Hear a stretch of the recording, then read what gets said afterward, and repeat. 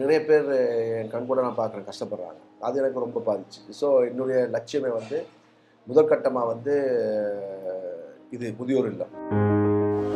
உண்ணாவிரதம் விருப்பப்பட்டாங்க. எல்லாருமே ஃபேன்ஸ் வந்து எப்படின்னா எல்லா ஊர்லேருந்தும் மெயின் ஆஃபீஸர்ஸ் எல்லாருமே வந்து டேரெக்டாக போயிட்டாங்க. ஓகே. ஸோ அவர் அதான் சொன்னார், 50 லட்சம் ஒரு சீரியலில் வந்து ஒரு லொக்கேஷனுக்காக வந்து ஸ்பெண்ட் பண்ணிக்காங்கன்னா அவங்களுக்கு அவ்வளோத்துக்கு அது மேலே நம்பிக்கை இருக்குது, அந்த ப்ராஜெக்ட் மேலே.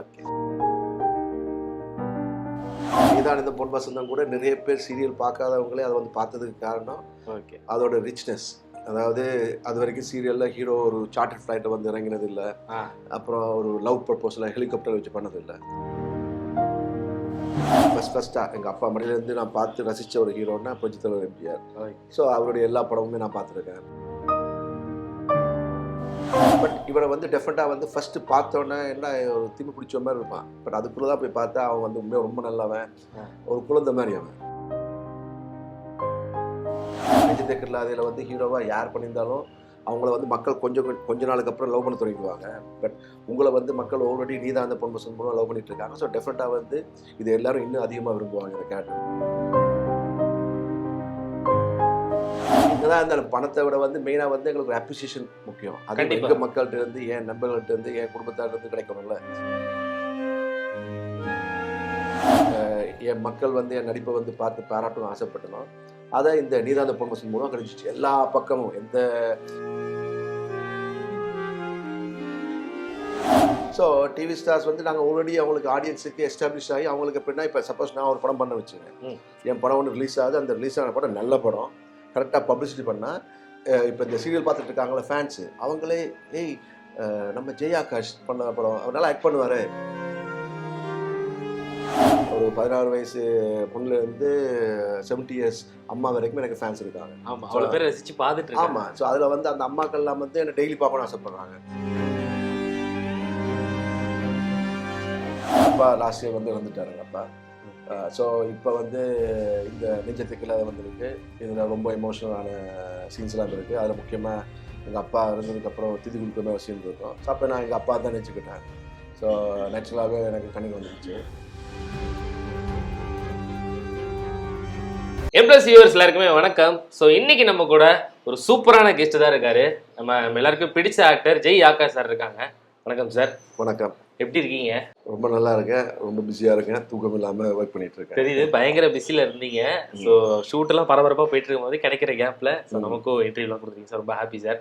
ஸோ ஃபஸ்ட்டு இப்போ இந்த நெஞ்சத்தைக்கு இல்லாதே இந்த சீரியல் தான் இப்போது இந்த 1ஆம் தேதியிலேருந்து ஸ்டார்ட் ஆகி நல்லா போயிட்டுருக்கு. ஸோ அதுக்கு முன்னாடி நிறையா வந்து சோஷியல் மீடியாவில் நீங்கள் அடுத்து என்ன சீரியல் பண்ண போகிறீங்கன்னு சொல்லிட்டு பரவாயில்ல எல்லாருமே எதிர்பார்த்துட்டு இருந்தாங்க. நிறைய பேர் ஃபேன்ஸும் கூட அப்பப்போ கமெண்ட்ஸ்லாம் வந்து இவரோட சீரியல் ரொம்ப பிடிக்கும், எனக்கு நான் பார்க்கணும், அடுத்து விட சொல்லுங்க, நீதானே என் பொண்ணு இந்த பார்ட் 2 விட சொல்லுங்க அப்படின்னு சொல்லலாம் கேட்டுட்டு இருந்தாங்க. ஸோ இப்போ இந்த சீரியலோட இந்த ஜேர்னியை பற்றி சொல்லுங்க சார். ஆக்சுவலி அதான் நீங்கள் சொன்ன மாதிரியே நீதானே இந்த பொன் வசந்தம் மூலமாக எனக்கு நிறைய ஃபேன்ஸ் கிடைச்சாங்க தமிழில். என்னை பார்க்கணும் டெய்லின்றதால அவங்களுக்கு பாவம் வந்து பார்ட் 2 வருமானு எதிர்பார்த்தாங்க. பட் பார்ட் 2 வரத்துக்கு ரொம்ப லேட் ஆகிடுச்சு, வரவும் இல்லை. அந்த நேரத்தில் வேறு வழி இல்லாமல் நான் தெலுங்கு நடித்த மூவிஸு, கன்னடத்தில் நடித்த மூவிஸு, தமிழ் நடித்த மூவிஸு அதெல்லாத்தையும் பார்த்து அதை வந்து எடிட் பண்ணிக்கிட்டு சில பேர் வந்து மறுபடியும் நீ தான் அந்த பகுதியை பார்த்துக்கிட்டு இருந்த அவங்க வந்து ஒரு கட்டத்தில் சேனலுக்கு டேட்டா போயிட்டாங்க. ஓகே. ஜி தமிழ் சேனலுக்கு டேட்டா போய் ரமணகிரி வாசன் சாரை வந்து பார்த்து, ஏன் சார் நீங்கள் ஜெயாகாஷ் சாரை வச்சு மறுபடியும் இன்னொரு சீரியல் எடுக்க மாட்டேன்றீங்க, அவருக்கு எவ்வளோ ஃபேன்ஸ் இருக்கானு உங்களுக்கே தெரியும், நீ தான் அந்த பொன் வசந்தம் மிகப்பெரிய சக்ஸஸ் ஆச்சு, நாங்கள்லாம் அவரை டெய்லி பார்க்கணும்னு ஆசைப்பட்றோம், ஏன் பண்ண மாட்டீங்கன்னும்போது இல்லை ஒரு நல்ல ஒரு ப்ராஜெக்ட் ஒன்று ரெடி பண்ணிட்டோம் சாருக்காக, டெஃபினட்டாக வந்து சீக்கிரத்தில் அனௌன்ஸ்மெண்ட் பண்ணாங்க.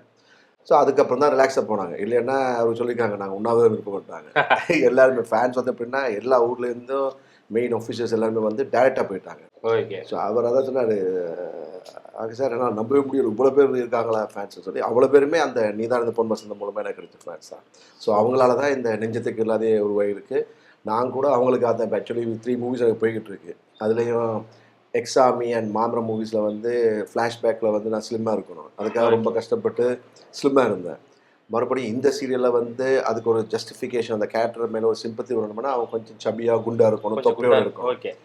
இதை வந்து பண்ணி ஆகணும், எனக்காக என் ஃபேன்ஸ் 3 இயர்ஸ் ஆல்மோஸ்ட் வெயிட் பண்ணிட்டாங்கன்றதால வந்து மறுபடியும் வெயிட் இன்க்ரீஸ் பண்ணி 7 kg இப்போ இன்க்ரீஸ் பண்ணியிருக்கேன். இப்போ 7 கேஜி இந்த சீரியலுக்காக கெயின் பண்ணி 24 ஹவர்ஸ் ஷூட்டிங் பண்ணுவோம் சாப்பிடாம அப்படிப்பட்டவன் தான். ஆனால் இப்போ வந்து கரெக்டாக காலையில் பொங்கல், மத்தியானம் ரைஸு, நைட்டு ரைஸு சாப்பிட்டு வெயிட் ஏற்றிருக்கேன் அந்த கேரக்டருக்காக. இப்போ ஒரு சீரியல் எடுக்கும் போதே அது இவ்வளோ டேஸ் போகணுன்றத முடிவு பண்ணிடுவாங்க சார். ஸோ இதை பற்றிலாம் கன்னடத்தில் வந்து சூப்பர் ஹிட்டான சீரியலோட ரீமேக், சேம் ஜி கன்னடாவில் வந்து ஜோதியே ஜோதியர்னு சொல்லி ஒரு சூப்பர் ஹிட் சீரியல். நாங்கள் அதை ரீமேக் பண்ணுறதுக்கு முன்னாடியே அது வந்து ஒரு 200 எபிசோட்ஸ் போய்கிட்டு இருந்துச்சு மேலே. ஓகே, அதை ரீமேக் பண்ணோம். அது வந்து பெரிய ஹிட் ஆச்சு.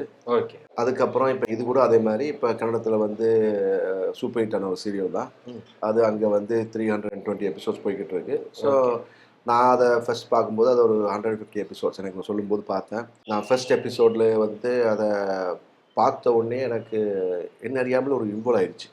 நானே ஒரு நடிகை, நான் வந்து அந்த ஆர்டிஸ்ட் வந்து பெர்ஃபார்ம் பண்ணும்போது என்ன அறியாமலே கண்ணீரெல்லாம் வர தொடங்கிடுச்சு. ஆனால் அந்த கண்ணீர் வந்தால் கூட வந்து ஒரு ஃபீல் குட் கிடைக்குது. அதை என்ன மறுபடியும் பார்க்கணும்னு தோணும். சில சீரியல் வந்து இப்போ சில சீரியல்ஸோ மூவிஸோ ரொம்ப எமோஷனலாக இருந்தால் இதுக்கடா எமோஷன் நமக்கு இருக்கிற சந்தோஷமாக இருக்க வேண்டியது. நான் வந்து எனக்கு இந்த ஒர்க் ப்ரெஷரில் கூட எனக்கு கிடைக்கிற அந்த ஒரு நாளில் வந்து அந்த சீரியல் தான் தொடர்ந்து பார்ப்பேன்.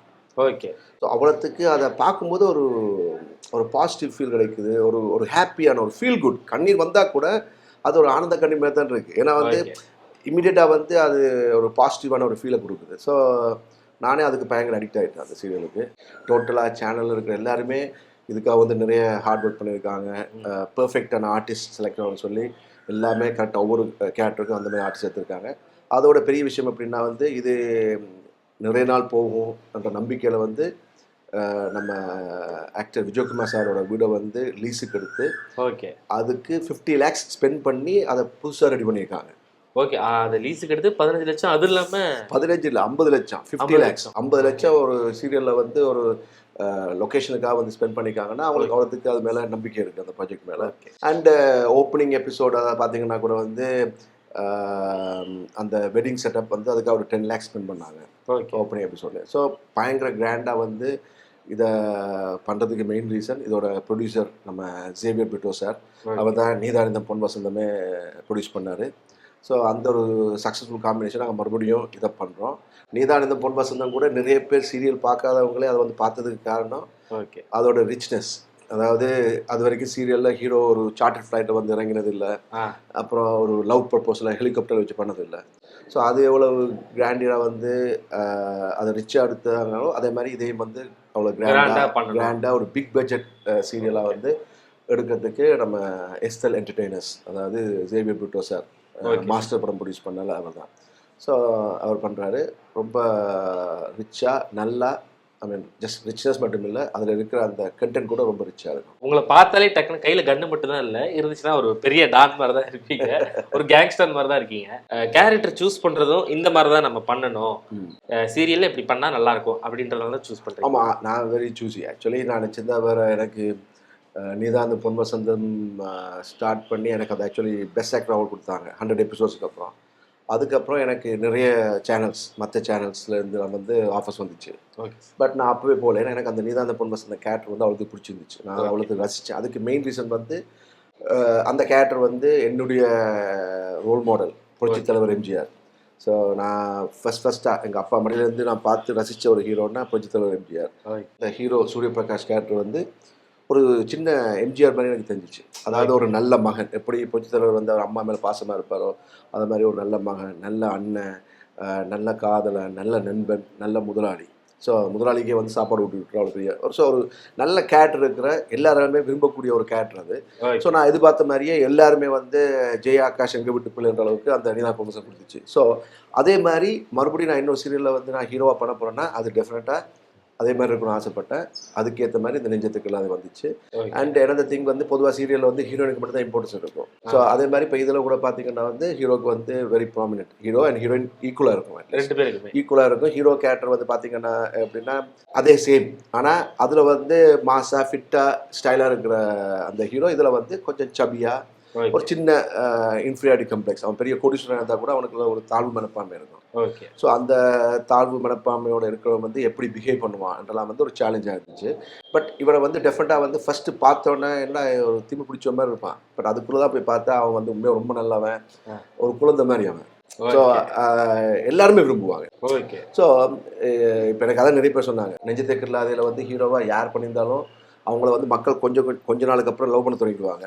பட் உங்களை வந்து மக்கள் ஆல்ரெடி நீதான் அந்த பொன் வசந்த் மூலம் லவ் பண்ணிட்டு இருக்காங்க. ஸோ டெஃபினட்டாக வந்து இது எல்லாரும் இன்னும் அதிகமாக விரும்புவாங்க இந்த கேரக்டர்னாங்க. அதே மாதிரி ரெஸ்பான்ஸ் கூட வந்து இப்போ முக்கியமாக எனக்கு வந்து ஓப்பனாக சொல்கிற ஃபேன்ஸ் இருக்காங்க. என்னுடைய ஃபேன்ஸ் கிளப்பில் ஒஃபிஷியல்ஸ் இருக்காங்க. ஸோ அவங்க வந்து எனக்கு போட்ட வாய்ஸ் மெசேஜ் பார்க்கும்போது ரொம்ப சந்தோஷம். எல்லாருமே அதாவது அவங்களோட இது வந்து எப்படின்னா, சார் அந்த ஒரு எபிசோட் 1லேயே நீங்கள் எல்லா நவரசத்தையும் காட்டிட்டீங்க.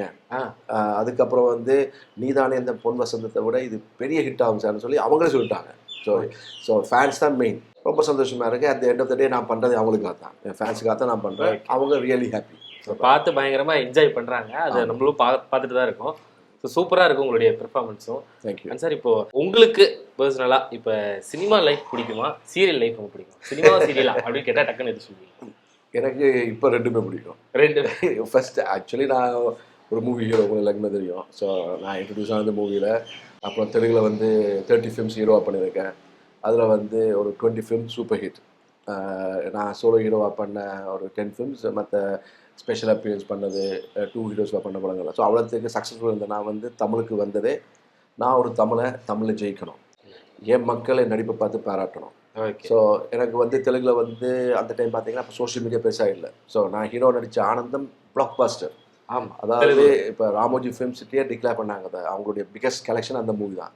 அப்படி ஒரு மூவிஸ் பண்ண என்ன வந்து இங்கே யாருக்குமே தெரியல. இப்போ வந்து ஒரு படம் வந்து தெலுங்கில் ஹிட் ஆனால் கூட சோஷியல் மீடியா மூலம் எனக்கு தெரிஞ்சிடும். இப்போ அந்த நேரத்தில் தெரியலை என்பது வந்து ஃபீல் ஆனேன். ஒரே ஒரு டைம் மட்டும் அந்த நேரத்தில் வந்து சினிமா எக்ஸ்பிரஸ் அவார்ட் ஃபங்க்ஷன்ஸ் பண்ணுவாங்க. ஸோ சினிமா எக்ஸ்பிரஸ் அவார்ட் ஃபங்க்ஷனில் Telugu category, Tamil, Malayalam, Kannada category, south Indian categories வந்து கொடுக்கும்போது பெஸ்ட் ஆக்டராக வந்து எனக்கு என்னுடைய தெலுங்கு மூவிக்காக கொடுத்தாங்க. அப்போ தான் என் சொந்தக்காரங்களாம் அதை வந்து டிவியில் பார்த்துட்டு பரவாயில்ல, ஸோ இவன் ஹீரோ நடிச்சுட்டு தான் இருக்கான்னு அவங்களுக்கு தெரியலை தெலுங்கில் பண்ணும்போது. ஸோ என்னதான் இருந்தாலும் பணத்தை விட வந்து மெயினாக வந்து எங்களுக்கு ஒரு அப்ரிசியேஷன் முக்கியம். அது எங்கள் மக்கள்கிட்ட இருந்து, என் நண்பர்கள்ட்ட இருந்து, என் குடும்பத்தார்லேருந்து கிடைக்கணும்ல. ஸோ அதுக்காக ஏங்கி நான் தமிழுக்கு வந்தவன். வந்து இங்கே நான் பண்ண படங்கள்லாம் பார்த்தீங்கன்னா எல்லாமே பெரிய படம் தான். நான் தமிழுக்கு என்ட்ரி ஆனதே என்னுடைய சூப்பர் ஹிட் படம் ஆனந்தத்தை வந்து தமிழை ரீமேக் பண்ணாங்க, இனிது காதல்னு சொல்லி. அந்த மூவி வந்து நிறைய பேருக்கு தெரியாது. ஆனால் பெரிய ப்ராஜெக்ட். அந்த மூவி மூலமாக தான் டிஎஸ்பி தமிழுக்கு வந்தார், மியூசிக் டைரக்டர். சின்மன் வந்தாலும் டான்ஸ் பண்ணிப்பாங்க எங்களோட. வடிவேலு சார் வந்து த்ரூ அவுட் காமெடி. சக்தி சம்பர் சார் அந்த டைம் சார்லி சாப்ளின் என்ன மாதிரி ஹிட் கொடுத்த டேரக்டர். பட் ஏதோ அது என் பேட் டைமோ என்னோ தெரியல, அது ரிலீஸ் ஆனது நிறைய பேர் தெரியாமல் போயிடுச்சு. எல்லாமே ஒரு 5 படம் பண்ணேன், எதுவுமே சக்ஸஸ் ஆகலை, எதுவுமே நான் நினச்ச பேரை வாங்கி கொடுக்கல, ஏதோ ஒரு ரீசனாக மிஸ் ஆயிடுச்சு. ஓகே. பட் அதே இது வந்து நான் வந்து ஒரு ட்ரை பண்ணலாம். நான் பண்ண ஃபர்ஸ்ட் அட்டெம்ப்ட்டு நீதான் இந்த பொன் வசந்தம் மிகப்பெரிய சக்ஸஸ் ஆகி தமிழில் வந்து என் மக்கள் வந்து என் நடிப்பை வந்து பார்த்து பாராட்டணும் ஆசைப்பட்டணும். அதை இந்த நீதான் இந்த பொன் வசந்தம் மூலம் கிடைச்சிச்சு. எல்லா பக்கமும் எந்த யூடியூப் வீடியோக்கில் போய் கமெண்ட்ஸ் படித்தாலோ, இன்ஸ்டாகிராமோ, ஃபேஸ்புக்கு போய் பார்த்தா எல்லாருமே சூப்பர், அவ்வளோ இதாக இருக்குது, எக்ஸலண்ட் ஆக்டிங்கு, ஒரு நாள் எங்கே சார் இருந்தீங்கன்னு போது வந்து அது நான் வந்து அப்போ தான் நான் வந்து பிறந்த பலனை அடைஞ்ச மாதிரி நான் நடிகனாளத்துக்கு ஒரு பலனை அடைஞ்சேன். ஸோ அதனால் வந்து எனக்கு தமிழில் வந்து இவ்வளோ ஃபேன்ஸ் அண்ட் எனக்கு இவ்வளோ பேர் கிடைச்சிருக்கேன்னா அது டிவி மூலமாக. பட் தெலுங்குல வந்து மூவிஸ் மூலமாக எனக்கு கிடைச்சிச்சு. ஓகே. ஸோ என்னை பொறுத்த வரைக்கும் எனக்கு ரெண்டு கண்ணுமே. ஸோ இப்போ நான் வந்து அதை பேலன்ஸ் பண்ணி தான் போய்கிட்டு இருக்கேன். இப்போ நீதான் அந்த பொன் வசந்தம் பண்ணதுக்கப்புறம் நான் மூவிஸ் பண்ணேன். ஒன்று வந்து அமைச்சர் ரிட்டர்ன்ஸ், அதுக்கப்புறம் வந்து மாமரம் என்னுடைய ட்ரீம் ப்ராஜெக்ட் லைஃப் பீரியடாக பண்ணியிருப்பேன், அது ஃபினிஷ் ஆகிடுச்சு. தென் எக்ஸ் ஆர்மி. ஸோ இந்த 3 படம் நான் பண்ணிட்டேன். ஸோ இந்த 3 படமும் இப்போ வந்துட்டுருக்கோம் 1 by 1. அது வரைக்கும் அதை பண்ணிகிட்ருப்பேன். இது இப்போ இந்த மூவிஸை சக்ஸஸ் ஆச்சு, அதுக்கப்புறம் எனக்கு மூவிஸ் ஆஃபர்ஸ் வந்துச்சுன்னா இதே கெட்டப்லாம் பண்ண போகிறேன். இனி வந்து எப்படின்னா இந்த ஃபிசிக்கோட பண்ணணும். ஏன்னா நான் பார்த்த சர்வேயில் தமிழ்நாட்டில் வந்து 50%, 75% மேலே எல்லாருமே கொஞ்சம் சபியாகவும் தொப்பையோடு தான் இருக்காங்க ஆம்பளைங்கள்லாம். ஸோ அவங்கெல்லாம் ஹீரோ இல்லையா? ஸோ ஒன்லி யார் ஃபிட்டாக இருக்கவங்க மட்டும் தான் ஹீரோவா இல்லையே? ஸோ சபியாக இருக்கவங்க கூட எத்தனை பேர் ஹீரோவாக இருக்காங்கல்ல. ஸோ அந்த மாதிரி கேரக்டர்ஸ் வந்து நீ பண்ண போகிறேன். ஓகே. ஸோ நெஞ்சத்துக்கு இல்லாத எனக்கு வந்து 15 days ஷூட். ஸோ மீதி 15 days எனக்கு ஃப்ரீயாக இருக்க போகுது. ஸோ அந்த 15 days வந்து நான் மூவிஸும் பண்ணுவேன். ஸோ 2டைம் பேலன்ஸ் பண்ண போகிறேன். முதல்ல சீரியல் ஹீரோஸை வந்து சினிமாவுக்கு எடுக்க மாட்டாங்க. பட் இப்போ தமிழில் வந்து ஸ்டார், அதுக்கு முன்னாடி ஜடா யார் கவின், அவர் டிவி ஸ்டார் தான். அதுக்கப்புறம் வந்து ரியோராஜ், அவர் வந்து ஒரு டிவி ஸ்டார் தான். ஸோ டிவி ஸ்டார்ஸ் வந்து நாங்கள் ஆல்ரெடி அவங்களுக்கு ஆடியன்ஸுக்கு எஸ்டாப்ளிஷ் ஆகி அவங்களுக்கு எப்படின்னா இப்போ சப்போஸ் நான் ஒரு படம் பண்ண வச்சுங்க, என் படம் ஒன்று ரிலீஸ் ஆகுது, அந்த ரிலீஸ் ஆன படம் நல்ல படம், கரெக்டாக பப்ளிசிட்டி பண்ணால் இப்போ இந்த சீரியல் பார்த்துட்டு இருக்காங்களே ஃபேன்ஸு அவங்களே ஏய் நம்ம ஜெய் ஆகாஷ் பண்ண படம் அவர் நல்லா ஆக்ட் பண்ணுவார் வா போகலான்னு. ஏன்னா அவங்க தியேட்டருக்கு வரதுக்கு ஒரு நம்பிக்கை வேணும். ஓகே, போய் ஒரு 2 hours உட்காந்து ஒரு நடிகரை பார்க்குறேன்னா அவங்களுக்கு இவர் நடிப்பாரா, இவர் அந்த கான்ஃபிடன்ஸ் பண்ணல. அந்த கான்ஃபிடன்ஸ் வந்து எங்கள் சீரியல் மூலமாக வந்துடும். Okay, I think it's good. இப்போ நான் வந்து இதை மாற்றணும்னு ஆசைப்பட்றேன். நிறைய பேர் வந்து இதை பண்ணிட்டு போயிடுவோம், நான் பேலன்ஸ் பண்ணுவேன். ஏன்னா எனக்கு இருக்கிற ஃபேன்ஸ் நிறைய பேரால் வந்து தியேட்டர்ஸ் கூட போக முடியாது. எனக்கு நிறைய அம்மாக்கள் இருக்காங்க ஃபேன்ஸாக. ஸோ எனக்கு வந்து ஒரு குடும்பத்தை நீங்கள் எடுத்துக்கிட்டிங்கன்னா அங்கே வந்து ஒரு 16 வயசு பொண்ணுலேருந்து 70 years அம்மா வரைக்கும் எனக்கு ஃபேன்ஸ் இருக்காங்க. ஆமாம், அவ்வளோ பேர் ரசித்து பார்த்துட்டு. ஆமாம். ஸோ அதில் வந்து அந்த அம்மாக்கள்லாம் வந்து என்னை டெய்லி பார்க்கணும்னு ஆசைப்பட்றாங்க. அது சில பேர் வந்து ஒப்பனை தோணுச்சு. இப்போ ரீசெண்டாக எனக்கு சாதனையாளர் விருது கொடுத்தாங்க, அப்புறம் சமூக சேவை விருது கொடுத்தாங்க, இதில் ஆரம்பிச்சே விரும்புன்னு சொல்லி. அப்போ நிறைய ஊர்லேருந்து வந்திருந்தாங்க மக்கள் எல்லாருமே. ஒரு ஊரில் அவங்க வந்து அச்சீவ்மெண்ட் பண்ணவங்க, சமூக சேவை பண்ணிட்டு இருக்க வந்து அவங்கள கொடுத்தாங்க. ஸோ அதில் வந்து ஒருத்தர் வந்து அவர் எனக்கு வயசான ஒருத்தர் சொல்லி கையை பிடிச்சிக்கிட்டு, தம்பி எங்கள் வீட்டில் எல்லாருக்குமே ஒன்று ரொம்ப பிடிக்கும், உன்னை வந்து பார்த்தாலே ஒரு பாசிட்டிவான ஃபீல் வருது. அதாவது அவர் அதான் சொல்கிறாரு, உன்னை பார்த்தாலே எங்களுக்கு பாசிட்டிவாக இருக்குது, எல்லாருமே ஒரு ஹாப்பியாக இருக்குது, உன்னை பார்க்கலன்னா எங்களுக்கு ஒரு மாதிரி டல் ஆகிட்டோம், நாங்கள் உன்னை பார்க்காம டிவியில் பார்க்க டல் ஆகிட்டோம், ப்ளீஸ் நீ எங்களுக்காக பண்ணு. அப்புறம் என்ன சொன்னேன்னா, நீ வந்து ஃபீல் பண்ணாத, புரட்சித் தலைவர் எம்ஜிஆரை வந்து ட்ராமாவில் பண்ணிட்டு தான் அப்புறம் வந்து சினிமா வந்து ஜெயிச்சாரு. ஸோ இப்போ இந்த காலத்தில் ட்ராமா தான் டிவியில் வருது. ஸோ நீ இதில் இருந்து ஜெயிச்சு நீ சினிமாவில் வந்து ஜெயிப்ப புரட்சித் சொல்லி யூ வில் வின் சொல்லிட்டு போனார். ஸோ அப்போ அது வந்து எனக்கு ஒரு தெய்வ வாக்குமே இருந்துச்சு. ஏன்னா பெரியவங்களாகட்டும் குழந்தைகளாகட்டும் வந்து சொல்கிறது வந்து கடவுளோட இறங்கு சொல்லுவாங்கல்ல. ஸோ நான் பாசிட்டிவாக போய்கிட்டு நினைக்கிறேன். I'm happy with what I'm doing. உங்களை பற்றி, அதாவது இப்போ சினிமா, ஆக்டிங் இதெல்லாம் தாண்டி உங்களுடைய டே டு டே லைஃப்பில் நீங்கள் என்ன பண்ணுவீங்க, உங்கள் ஃப்ரெண்ட்ஸு இப்போ ஒரு டிப்ரெஷனில் இருக்கும்போது நீங்கள் அதை எப்படி ஹேண்டில் பண்ணுறீங்க, இந்த மாதிரி விஷயங்களை பற்றிலாம்? நான் எப்போவுமே டிப்ரெஷனில் போக மாட்டேன். அது எதுக்குன்னா எல்லாருக்கும் கவலை இருக்குது, கவலைப்பட்டு யோசிக்கும் இல்லை. அதான் ஒரு ஸ்டேஜ் ப்ரோ இதில் பார்த்தேன், எஸ்எஸ் தான் சொல்லியிருப்பாரு, அதாவது தான் அப்போ கவலைப்பட்டது இப்போ நினச்சி பார்த்தா சிரிப்பாகுதுன்னு. ஏன்னா அது அந்த டைம் தான் அது பெருசாக இருக்கும். ஆமாம். ஸோ அது வந்து எப்படின்னா வந்து நான் என்னுடைய பாலிசி எதுன்னா, எது நடந்தாலும் அது நன்மைக்கு நினைப்பேன். எது வேணாலும் அது நன்மைக்கு. நான் வந்து எந்த வித ஒரு பேக்ரவுண்டும் இல்லாமல் எங்கேயோ வளர்ந்து இங்கே வந்தேன். என்னை வந்து மணிதர் சார் அலைபாயுதக்காக கூப்பிட்டு ஸ்கில்ஸ் பண்ணார். அதுக்கப்புறம் எப்படி தெரியாது பாலச்சந்திர சார் என்னை கூப்பிட்டு ரோஜாவனத்தை அறிவுப்படுத்தி எனக்கு ஆகாஷ்னு பேர் வச்சார். ஸோ அதான் அதாவது மணிதர் சாரோட அலைபாயுதைக்கு. அதுக்கப்புறம் வந்து இங்கே பாலச்சந்திரோட இதுக்கு போனேன், அவர் எனக்கு ஆகாஷ்னு பேர் வச்சார். அவர் பேர் வச்ச அந்த ஆகாஷ்னா sky. So sky is the limit. எல்லா லாங்குவேஜ்லேயும் ஆகாஷ்னா சேம் ஸ்கை தான். அதே மாதிரி அவர் பேர் வச்ச ராசி மலையாளத்தில் ஹீரோவாக பண்ணியிருக்கேன், தெலுங்கில் பண்ணியிருக்கேன், கன்னடத்தில் பண்ணியிருக்கேன், ஹிந்தியில் பண்ணியிருக்கேன். ஸோ எல்லா லாங்குவேஜ்லையும் பண்ணிட்டேன். நான் எதுவுமே எதிர்பார்க்கல. ஸோ எல்லாமே கடவுள் கொடுத்தேன் எனக்கு. ஸோ நான் எனக்கு கிடைச்ச சக்ஸஸ் மூலமாக தெலுங்கில் வந்து எனக்கு கிடைச்ச சக்ஸஸ் மூலமாக நிறைய கஷ்டப்படுற டைரக்டர்ஸ், கஷ்டப்படுற ப்ரொடியூசர்ஸுக்கு ஹெல்ப் பண்ணி அவங்களுக்கு ஒரு லைஃப் செட் பண்ணேன். அவங்க எல்லோரும் நல்லா இருக்காங்க இப்போ. ஸோ அந்த ஒரு மனசுக்கு நிம்மதியான ஒரு புண்ணியத்தை நான் தேடிக்கிட்டேன். அதை என்ன காப்பாற்றிட்டு இருக்கோம். அப்படி தான் யோசிப்பேன். நான் எப்பவுமே டிப்ரெஷன் ஆக மாட்டேன். டிப்ரெஷன் ஆகிறவங்க கூட நான் வந்து என்கரேஜ் பண்ண மாட்டேன். Don't get depressed. ஓகே. ஃபேமிலியில் இப்போ எப்படி சார் பார்க்குறாங்க இந்த அளவுக்கு? ஏன்னா சீரியல்லாம் பயங்கர சக்ஸஸ்ஃபுல்லாக போய்ட்டு முடி சக்ஸஸ்ஃபுல்லான ஃபிலிம்ஸும் பண்ணியிருக்கீங்க. ஸோ ஃபேமிலியில் எப்படி பார்த்தாங்க ஸ்டார்டிங்லாம், இப்போ எப்படி பார்க்குறாங்க? என் ஃபேமிலியில் எங்கள் அப்பா வந்து ரொம்ப பெருமைப்பட்டார். எங்கள் அப்பாவுக்கு வந்து ஆசை என்ன, எங்கள் அப்பா நான் தெலுங்கில் ஆனந்தம் படம் சூப்பர் ஹிட் ஆகி அந்த ஃபங்க்ஷனுக்கு வந்து பார்த்து சந்தோஷப்பட்டார். அதுக்கப்புறம் சினிமா எக்ஸ்பிரஸ் அவார்டில் வந்து இங்கே எனக்கு அவார்டு கொடுக்கும்போது, பெஸ்ட் ஆக்டர் அவார்டு கொடுக்கும்போது தெலுங்கு கேட்டகரியில் அதுக்கு வந்து பார்த்து சந்தோஷப்பட்டார்.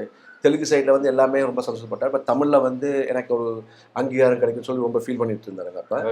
இந்த நீதான் அந்த பொன் வசந்தம் மூலமாக எனக்கு பெஸ்ட் ஆக்டர் அவார்டு கொடுத்தாங்க. அதை வந்து லைவில் வந்து அவங்க எங்கள் அப்பாவை கூப்பிட்டு வந்து பெரிய ஸ்க்ரீனில் காட்டினாங்க. எங்கள் அப்பா அதை பார்த்துட்டு I am very proud of your சக்ஸஸ்ன்னாரு. ஸோ அது எனக்கு ரொம்ப சந்தோஷமாக இருந்துச்சு. ஸோ எங்கள் அப்பா அட்லீஸ்ட் அதுக்கப்புறம் நிறைய பேர் வந்து உங்கள் பையனோட நீதான் பொறுமை சேர்ந்து பார்த்தோம், சூப்பராக பண்ணுறாருன்னு போது அவர் சந்தோஷப்பட்டார். ஸோ தமிழ் மக்களும் வந்து என் பையனை வந்து ஏற்றுக்கிட்டாங்க, ஒரு சந்தோஷப்பட்டார். அப்பா லாஸ்ட் இயர் வந்து வந்துட்டார் எங்கள் அப்பா. ஸோ இப்போ வந்து இந்த நெஞ்சத்துக்குள்ள அது வந்துருக்கு. இதில் ரொம்ப எமோஷனலான சீன்ஸ்லாம் இருக்குது. அதில் முக்கியமாக எங்கள் அப்பா இருந்ததுக்கப்புறம் திதி கொடுக்குற மாதிரி சீன் இருக்கும். ஸோ அப்போ நான் எங்கள் அப்பா தான் நினச்சிக்கிட்டேன். ஸோ நேச்சுரலாகவே எனக்கு கண்ணிக்கு வந்துடுச்சு. ஸோ அதான். ஓகே. ஸோ அது எமோஷனலாகவும் கனெக்ட் ஆகி அவ்வளோ கொஞ்சம் எமோஷன் ஆகுது. அப்பா நேச்சுரல் ஃபீல் ஆச்சு, மற்றபடி டிஃபர்ஸ் ஆக மாட்டேன். Okay sir. ஒரு சீரியலுக்கு நம்ம வந்து ஹெலிகாப்டர்லாம் வச்சு பண்ணுறோம் அப்படின்றப்போ ஸ்டார்டிங்கில் எல்லாருக்கும் ஒரு இது இருக்குல்ல, நம்ம இவ்வளோ அமௌண்ட்டு போட்டு எடுக்கிறோம், அது இல்லை சார் ஷூட் போகும்போது அந்த ப்ராசஸ் நடக்கும்போது இது கண்டிப்பாக பெரிய சக்ஸஸ் ஆகுமா, எல்லோரும் பார்ப்பாங்க, அந்த டவுட்லாம் இருந்துச்சு அவங்களுக்கு. எனக்கு இல்லை. ஏன்னா வந்து இப்போ நான் வந்ததே அதனால தான் வந்தேன். ஏன்னா நான் மூவிஸ் பண்ணிட்டு இருந்தேன். நான் வந்து ஆக்சுவலி என்னுடைய ஒரு மூவி சென்னை டு பெங்களூர்ன்ற ஒரு மூவி ஒன்று, அதை சேட்டலைட் ரைட்ஸ் விற்கத்தான் நான் போயிருந்தேன் சேனலுக்கு.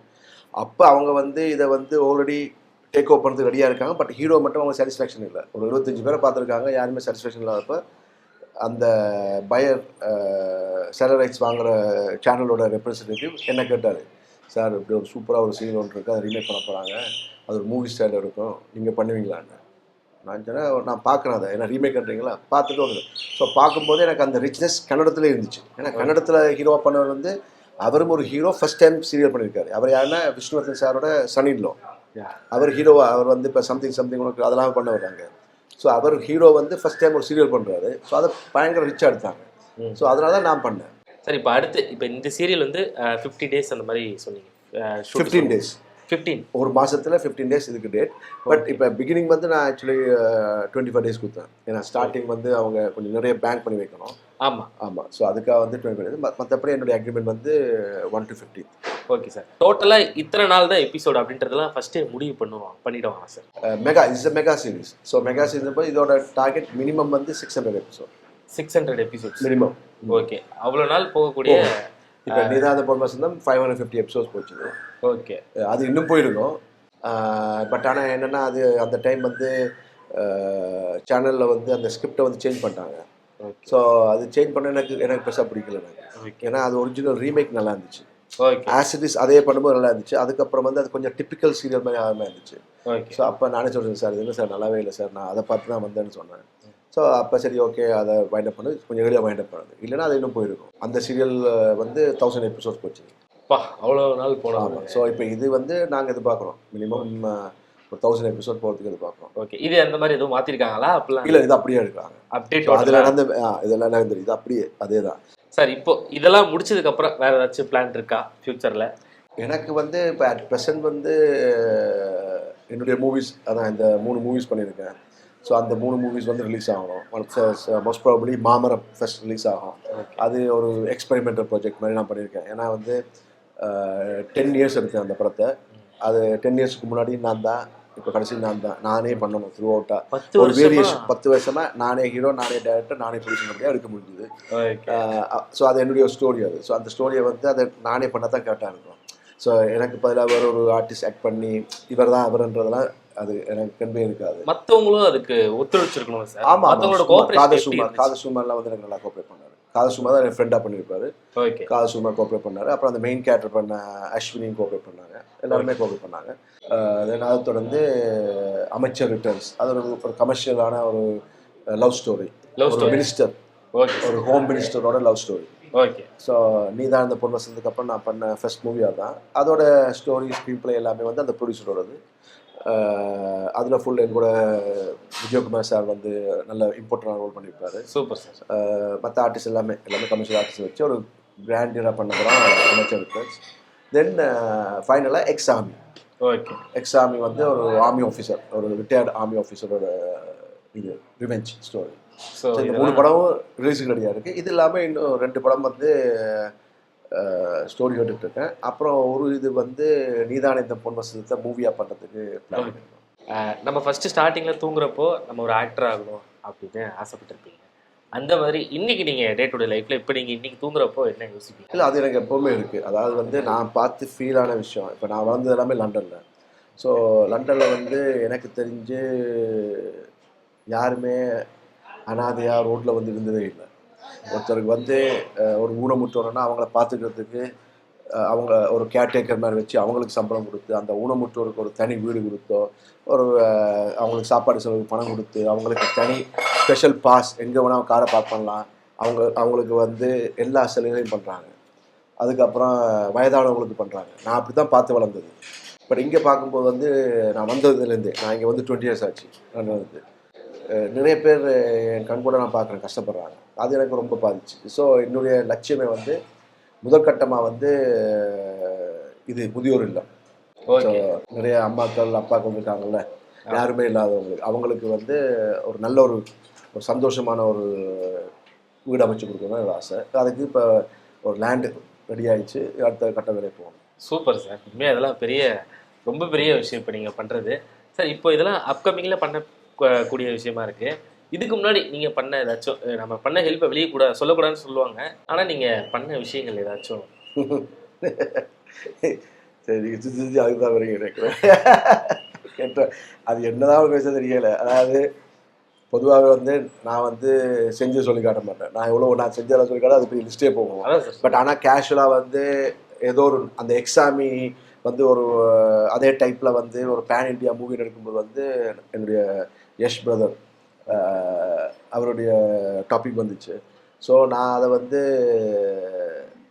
நான் சொல்லி காட்ட சொல்லலை. நான் வந்து ஒரு பெருமையாக சொன்னேன். ஒரு அண்ணன் மாதிரி யஷ்க்கு வந்து ஒரு அண்ணன் மாதிரி. என்னுடைய ஃபர்ஸ்ட் மூவி யாஷோட ஃபர்ஸ்ட் மூவி வந்து ஜம்பதகுடி, அதோட ஹீரோ நான். ஸோ நான் ஹீரோ ஆக்ட் பண்ண அந்த மூவியில் வந்து எனக்கு தம்பியாக வந்து யஷ் வந்து இன்ட்ரடியூஸ் ஆனார். ஸோ அந்த நேரத்தில் வந்து நான் அவருக்கு வந்து ஒரு சீனியர் ஆக்டராக அவர் வந்து என்ன ரொம்ப ரெஸ்பெக்ட் கொடுத்து என்கிட்ட கேட்கும் போதெல்லாம் நான் வந்து அவர், ஏன்னா என்னுடைய ஆனந்த மூவி அங்கே பெங்களூர்லேயே 100 days ஓடிச்சு. ஸோ அவர் அதை பார்த்துருந்தாரு. அதை வந்து ஷேர் பண்ணுவோம். இது இப்படி இருந்துச்சுன்னா ரோஜாவனம் படத்தில் வந்து நான் நடிக்கும்போது எனக்கு சீனியர் ஆக்டராக வந்து ரவி சார் இருந்தார். ஸோ நான் எனக்கு கிடைக்கிற டைமில் அவர்கிட்ட பேசுவேன், அவர்கிட்ட நிறைய அட்வைஸ் கேட்பேன்.